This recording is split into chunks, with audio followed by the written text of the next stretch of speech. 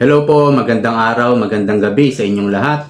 My name is June and welcome po sa panibagong episode ng ating vlog, June's Day Channel. Pag-usapan lang po natin itong naganap na press conference kanina ni Torre. At itong balak ni Senator Bato na magkaroon ng hearing diyan po mismo sa KOJC or sa Davao. Ito'y Senate hearing under Committee on Justice na pinamumunuan ni Coco Pimentel.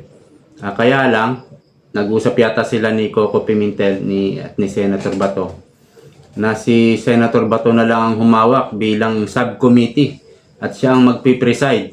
So, yan po ang ating pag-uusapan. Bago tayo magpatuloy, paki-like po muna ang video ito. At huwag kalilimutang mag-subscribe. So, kanina, pinanood ko yung press conference ni Torre alias Diwata. Dito, habang pinapanood ko yung press conference niya at mga pinagsasabi niya, naisip ko talagang harap-harapan, lantaran na yung mga ginagawa nilang kasinungalingan. Kahit nga si BBM gumagawa na rin ng propaganda, sumasakay sa propaganda nila Risa Ontiveros, yung mga paghihiring sa Congress at Senado. Kahit si Kuting gumagawa na rin ng propaganda. Mamaya talakayin natin yan. Ang ginawa ko, ipapakita ko na lang yung yung interview ni tawag nito ni Torre alias Diwata. Hindi ko na lalagyan ng volume, okay, kasi baka ma-copyright tayo. ABS-CBN yata ito so nilista ko na lang yung mga maaari nating sagutin sa mga pinagsasabi niya at mga tanong ng mainstream media o ng mga media. So, unang hirit niya, para siyang troll. Minention niya yung kaunti lang pala ang supporter nitong mga KOJC na to. Kaunti lang daw mga follower nito. Sinasabi 8 million. Di ba para siyang troll? Kasi yan yung nababasa natin sa Twitter, sa Facebook, at yung mga nagko-comment sa mga video ko. Kala ko ba 8 million kayo? Ba't konti lang yung mga dumalo sa anniversary? General ka di ba? Torre, parang bumababa ka sa level ng troll. Bayad ka ba ng 15-30? Ganyan kasi yung mga troll, sumisweldo ng 15 katapusan Hindi daw totoo ang 8 million. Kasi konti lang ang pumunta doon sa anniversary nila, di ba? Sa isip ko naman, paano pupunta nandyan kayo? Libo-libo ang pulis dyan So, kitang-kita naman natin, iba yung, hindi ordinaryo yung sitwasyon dyan. Hindi normal ang sitwasyon, di ba? So, anything can happen.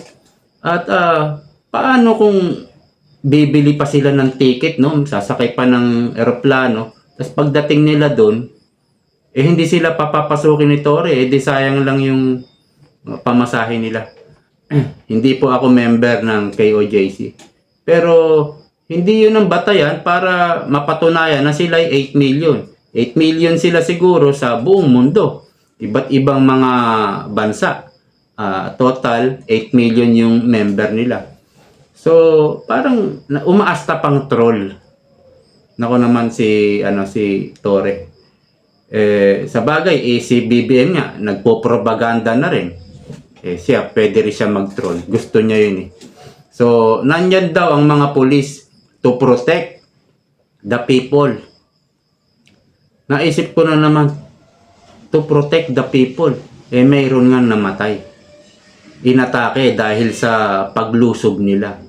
At nung nagkaka-negosasyon na doon, nung unang araw, first day, madaling araw yon 5 a.m. Nagninegosasyon na doon sa main gate habang sa likod may mga sinisirang bakod, pilit na pumapasok, gustong pumasok yung hanggang sa nasira nga nila. Nakuhaan niya ng video ng SMNI at mga vlogger, napanood ko nga yan. So, dito sa sinasabi niyang to protect the people o to serve and protect, hindi po kapani-paniwala talaga eh. Mahirap paniwalaan tong si si Torre. At meron pang mga video na nakita tayo, tinirgas yung taga SMNI o mga member ng KOJC at maraming na ospital. Isa namatay, maraming na ospital. So nasan ang to serve and protect the people doon? Wala, di ba? At may nagtanong naman kay Torre tungkol po sa tunnel. Iba naman ang sinasabi. Malayo ang sagot. In short, iniba niya yung sagot. Hindi niya nasagot talaga yung tanong. Tinanong din yung tungkol sa paghuhukay, no? Ang sabi ba naman aligasyon lang daw yan. Ano yung nakita natin na mga pictures na social media, sa YouTube, may video pa, o video pictures lang yata. Ano yun, mga bagong hukay yun. Tapos may mga pinapasok pa sila na mga kagabitan, mga grinder, grinder, yung jackhammer. Kasi yung sementong binubutas nila, may bakal yun eh, 'di ba? Pag nag-flooring ka, semento, may bakal yun. So yung grinder ang puputol ng mga bakal doon para mabilis. Ang laki pa nung dala nilang grinder. Ano yun? Kung wala yung mga paghuhukay na sinasabi ninyo, kung dinidinay ni Torre yan. So, malabo pa rin. Malabo pa rin ang sinasabi ni Torre. At sinabi pa niya, wag daw maniwala sa wag daw maniwala sa SMNI. Propaganda lang daw ito ng SMNI. Kayo ang gumagawa ng propaganda. Sa totoo lang. Wag natin lokohin ng tao. Nakatutok ng mga tao eh. Nakatutok sa report ng SMNI, nakatutok sa report ng mainstream media. Ang propaganda, ganito kasi yan eh. Para ka makagawa ng propaganda, mayroon kang mga attack dog. Mga politiko, pwede. Mga politiko, gagamitin mo ang power ng Congress, Senado, and then kailangan mong hawak mo yung mainstream media. Mas maganda kung halos lahat hawak mo. Sila yung magbabalita naman sa tao sa mga propaganda mo. Tapos meron ka ngayon mga political analysis na i-hire din, no? Sila yung magsasalita, magre-relay kasi kinabukasan after ng propaganda sila yung magre-relay diyan. And then meron kang troll vlogger. So malaking malaking gastos 'yan. At ang makakagawa lang 'yan gobyerno. Kung ang pinag-uusapan ay propaganda, wala pong makakatalo sa inyo. Mahihirapan pong gawin ito ng SMNI, yung kanilang propaganda. Saka nakatutok tayo sa report ng SMNI. Mukhang totoo naman yung lahat ng report nila kasi mayroong video, mayroong mga pictures. So, hindi pa rin kita paniniwalaan, Torre. Malabo pa rin yung mga pinagsasabi mo. Eto nakakatawa, no? Sabi ni Torre, alias Diwata, hinaharas daw sila. Nasabi niya pa yun, 2,000 kapulisan. Saka siya, hinaharas daw. Sino humaharas? Sino? Yung mga abogado raw ng KOJC. Hinaharas sila. Anak ng putya ka, oh. At sino pa? Yung mga cameraman ng SMNI. Hinaharas. Naka full battle gear. Paano mo haharasin nyo? Napaka-imposible talaga ng mga sinasabi nito ni bakla. Baklang diwata. 'Di ba? Napakahirap napakahirap paniwalaan. Paano sila mahaharas? Ang dami-dami nila at armado sila. Meron pa nga silang pepper spray. Mga pang-spray na sa mata. Ang labo, 'di ba? Kahit mamatay man akong isipin, paano sila mahaharas? At tinanong din kung may foreign entity na sumasama sa PNP. Aligasyon na naman daw. Paano niya mapapaliwanag ngayon yung mga uniforme na nakita natin, na picturean, na videohan, na may American flag dito, oh.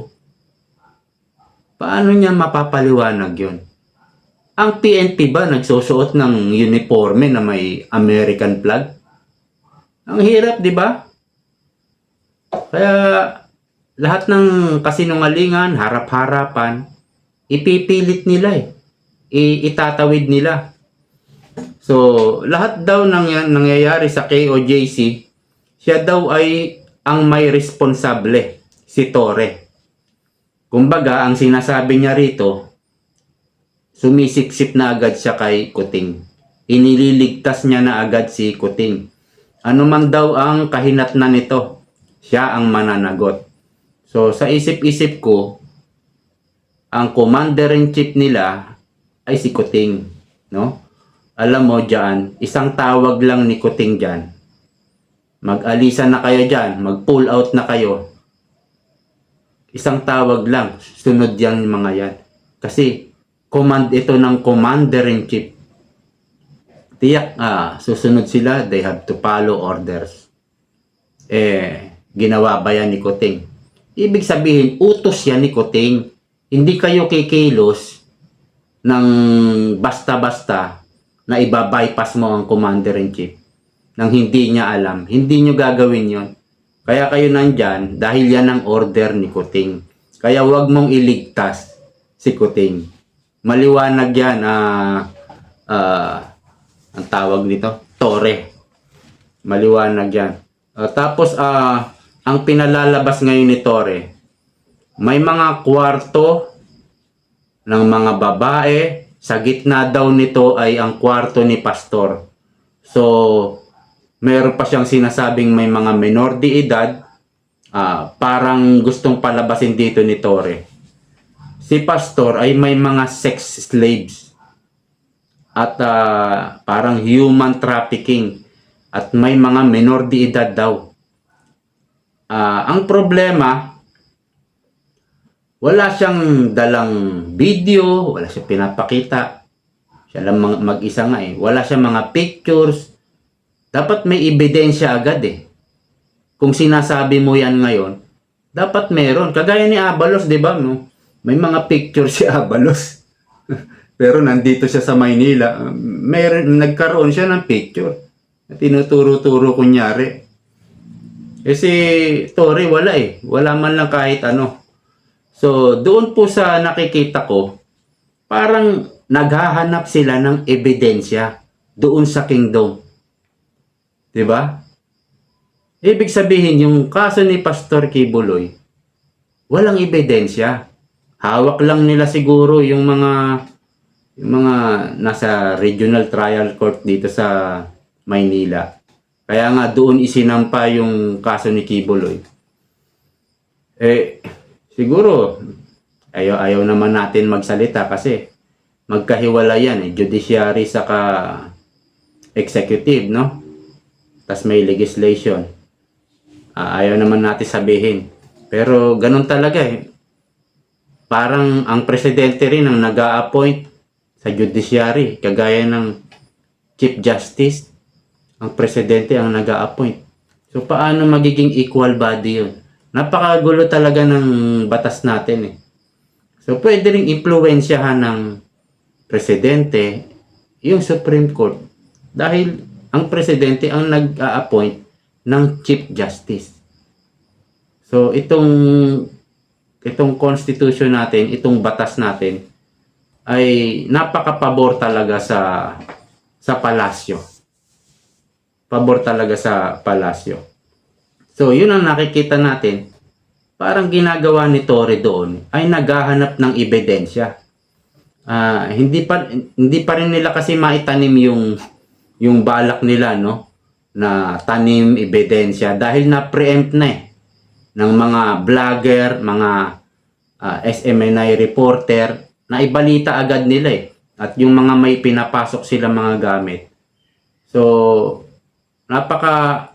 nag-iisip siguro sila ng todo-todo dito kung paano nila i-weigh yung tinanim nilang ebidensya. Parang napakahirap ng paniwalaan. At yung hukay nga, no, may mga pictures, ang lalim na ng hukay, parang 3 tao na yung lalim ng hukay.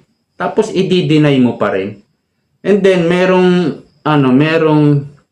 nagsalita na media na parang pwede raw bang pasukin ng media yon?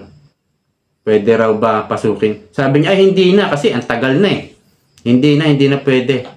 So ayaw niyang ipakita talaga. Lalo na sa mga taga-SMNI at mga member ng KOJC.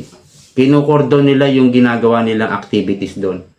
Bakit itinatago yan ni Torre? Obvious na may binabalak silang masama. At nababanggit niya pa yung hustisya. Hindi bagay sa'yo, Torre, yung salitang hustisya. Parang ikaw pa yung lugi, no? Parang ikaw pa yung binabiolate yung karapatan mo bilang pulis. Marami kang violation na ginawa. Ang dami nyo nang sinirang kasangkapan dyan.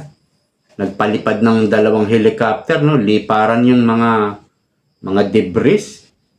Ang dami na nilang sinira. Tapos parang siya pa yung nababiolate. Tama naman. At sila pa yung nahaharas. No? Parang out of this world yung utak ni Torre. Ito pa sabi ni Torre, napakawalang hiya daw ng mga member ng KOJC. Bakit niya nasabi? Kasi daw, pinagsarhan daw sila ng gate. Tapos may kahalo pang drama.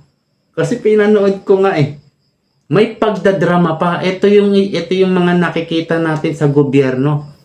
Sa mga congresswoman, congressman, sa mga senado. May mga pagdadramang kailangan siguro sa script yun Hindi mawala yun Kailangan meron kang pagdadrama. Kaya lang, ang pangit ng acting ni Torre. Hindi bagay sa kanya, bakla siya. Hindi bagay. At halatang halata yung kanyang drama. Sila pa yung pinagsarhan daw. 2,000 kayo, hindi kayo nakapalag. Pinagsarhan lang kayo basta-basta. Tapos tatawagin nyo ang KOJC na walang hiya. Ang dami nyo, namatayan nga sila Namatayan sila. At ang dami nyong stress na pinaggagawa doon. Wala kayong search warrant. Ang inyong dala ay isang warrant of arrest ng isang babae na naka-address sa Pasig, hindi naman sa Davao. Napakaraming violation na ginagawa ng mga to. Tapos may nagtanong na media, hanggang kailan kayo sa KOJC? Minimum of 1 month daw.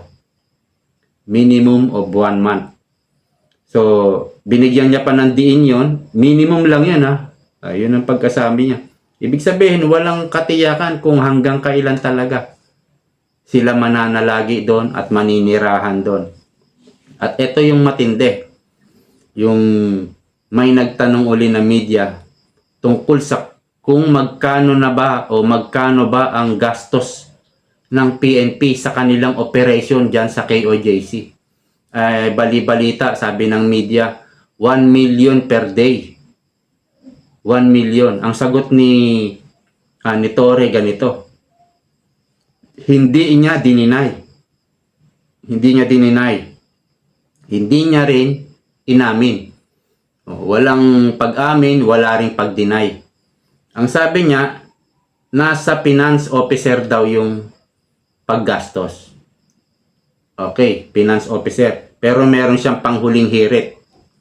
Hindi naman yan nakakapagtaka kung gumastos ng 1 million per day. Tama. 1 million per day. Hindi raw yan nakakapagtaka. Ibig sabihin, posible. Ibig sabihin, pwede. So, mapapaisip ka rin. 1 million a day. Ang daming mga binaha ngayon. Ang daming nahihirapan. Ang daming nangangailangan ng trabaho. So, ano ang maitutulong nito sa taong bayan? Ano ang maitutulong nito? Halimbawang mahuli mo si Kibuloy. Magkakaroon ba ng mga trabaho ang mga tao? Makakatulong ba ito sa mga naghihirap na mga kababayan natin? Ito ba halimbawa mahuli mo si Kibuloy, bababa ang mga bilihin? At ang daming ang binaha na bagyo. Bakit dito nilalaan ng gobyerno ang malaking halaga ng pera? Dahil sila ang may hawak nito. So, kitang-kita na dito po sa kamay ni Kuting. Luging-lugi po ang mga tao. Luging-lugi po tayo dito sa gobyerno ni Kuting. Wala tayong kalaban-laban. Kumbaga, ninanakawan tayo ng harap-harapan. Mayroon ba silang pagkakakitaan ditong malaki? Kaya nag-i-invest sila ng 1 million a day at walang katiyakan, walang kasiguraduhan kung kailan matatapos yan. Kasi hindi naman inamin ni Torre. Hindi rin dininay. So yung sagot niya, nasa finance, na rin yan, nasa finance officer daw yan. At meron nga siyang panghuling hirit no? Hindi naman nakakapagtaka kung gumastos ng ganyan ng gobyerno. Patay tayo dyan. Ilang milyones ang baka nga gumagastos ng 1 milyon, baka yun ang declare nila na gastos, tapos yung real, totoong gastos ay hindi naman. Baka yung sobra, alam nyo na. Wala tayong magagawa. Kapag pagkakaperahan talaga, madali lang dumiskarte sa gobyerno. Pagkakaperahan, nako, i-declare mo lang, ganito ang gastos, pero hindi pala. Sa budget na 10 piso, baka piso lang ang gastos. Patay tayo dyan. Dapat to talagang maimbestigahan itong paggastos nila dyan sa KOJC. Speaking of investigation, no? Dito po tayo kay Senator Bato. Si Senator Bato de la Rosa ay magsasagawa ng Senate hearing under Committee on Justice. Kaugnay po dito sa paglusob ni Torre sa KOJC. Pakinggan po muna natin ito.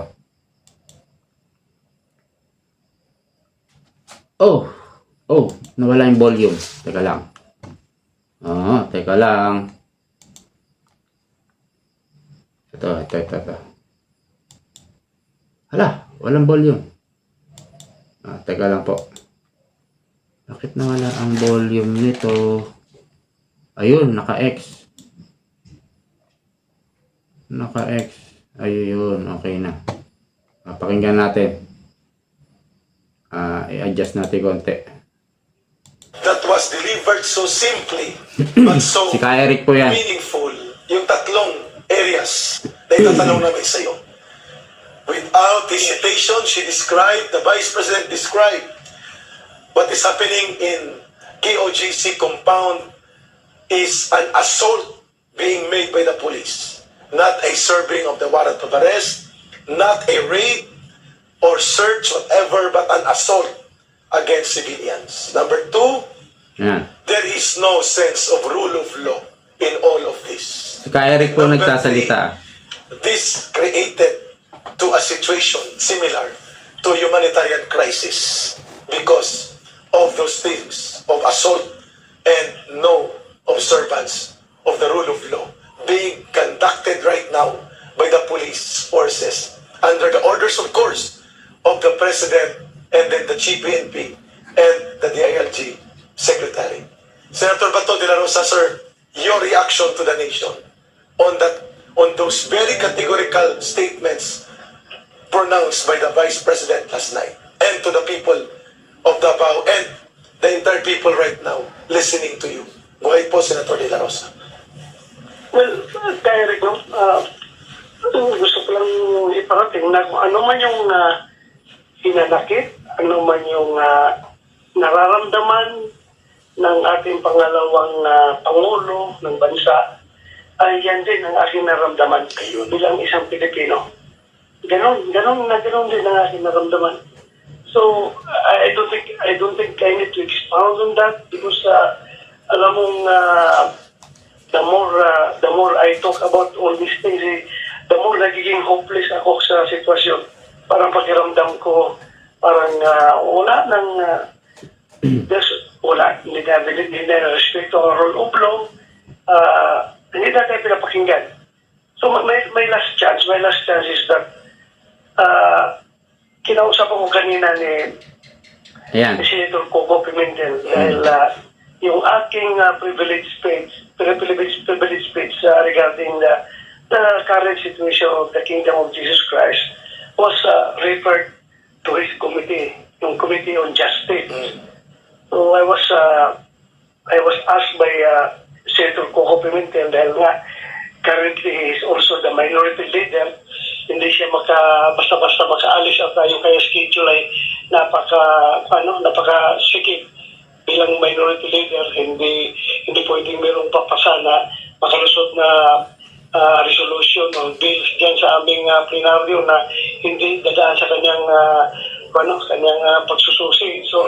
So sabi niya, nag-iusap siya sa akin kung pwede daw ako i-designate daw niya ako as a subcommittee chairman. Ayan. To look into this matter. Sabi niya, mas maganda nga kung yan tayo sa Davao magkakandak ng hearing. Wow. At pakikinggan natin yung lahat ng sides at bakit hanggang ngayon andyan pa rin yung ganun pa rin nangyayari.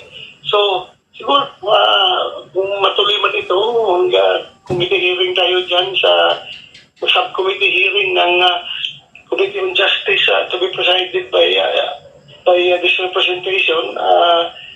After ng hearing ay magkakaroon tayo ng on-site inspection sa compound ng Kingdom of Ayun. Jesus para malaman natin anong taong bayan kung ano talaga nangyayari dyan sa loob. We will do that and as soon as possible time once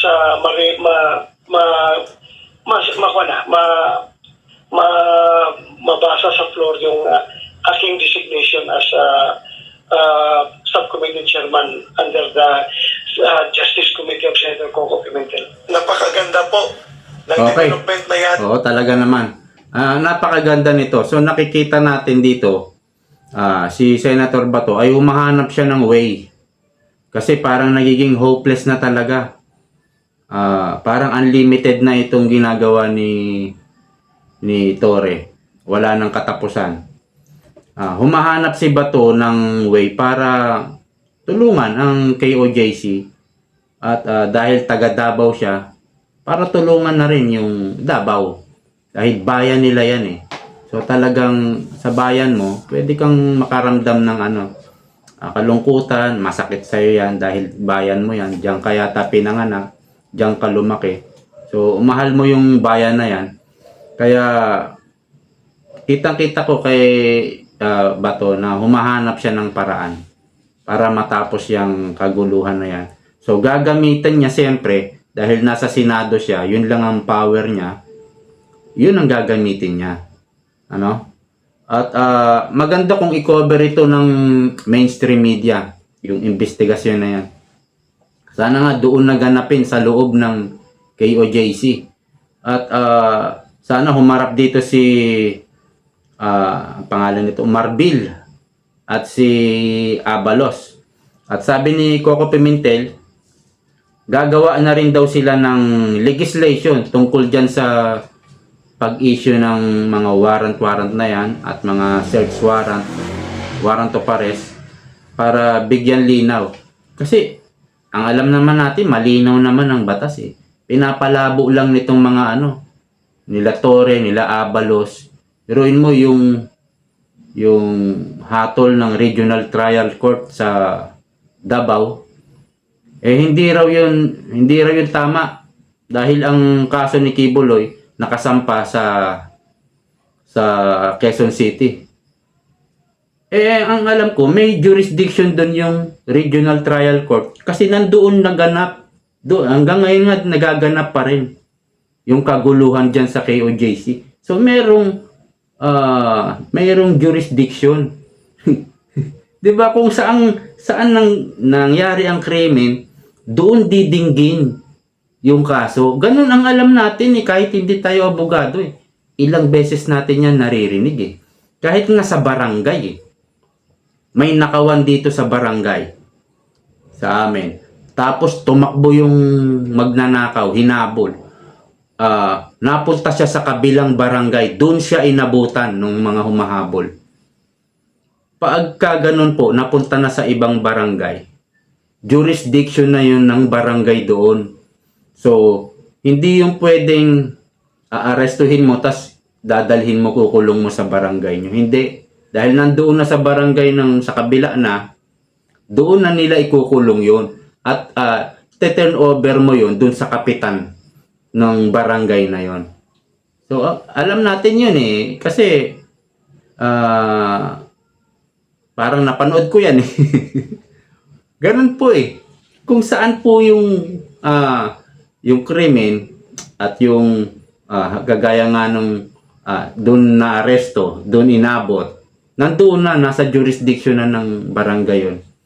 Yan po ang alam natin kahit hindi tayo abogado. Pero nakita nyo naman kahit si Remulla, yung TPO na ibinaba ng korte ay ang gagawin daw ni Remulla ng DOJ, isasampahan ng kaso yung judge. First time natin narinig yan. Ang dami talagang first time dito sa bangag ang tawag nito, bangag administration ni Kuting. Yung judge, ginawa lang niya yung tungkulin niya bilang judge. May reklamong isinampa. Binigyan niya ng hatol. Ibinaba niya yung hatol. Ano kasalanan ng judge doon? Buti kung yung judge may nililitis na drug lord, halimbawa, may kaso yung drug lord. Tapos nagsuhol yung drug lord sa judge. At nakitaan ng ebidensya, yung pwede mong idemanda, tumanggap ng suhol Pero yung nag-perform lang siya ng kanyang duties, kahit sinong abogado, kahit nag-aaral pa lang ng abogado, mahirap paniwalaan. Yan nga yung mga nangyayari ngayon, sa gobyerno natin. Yung mga utak nila, parang para silang Superman. Sila yung pinaka-powerful. At yung power nila parang power tripping na ang ginagawa. Kapag hindi ka umayon sa kagustuhan nila, babalik ta rin nila ang batas. Kahit hindi na tama, gagawin nila. Kasi bad trip ka, Chong Bad trip ka, Tol Kinakalaban mo yata kami. Kami ang siga dito. Makapangyarihan kami dito. Parang ganun ang lumalabas. So, pag ikaw ay hindi kumakampi sa kanila o parang ikaw ay kumbaga nasa kabilang panig, parang ganun ang isip nila eh. Hindi pabor ang naging desisyon mo, hindi pabor ang nangyayari sa kanila, bibueltahan ka.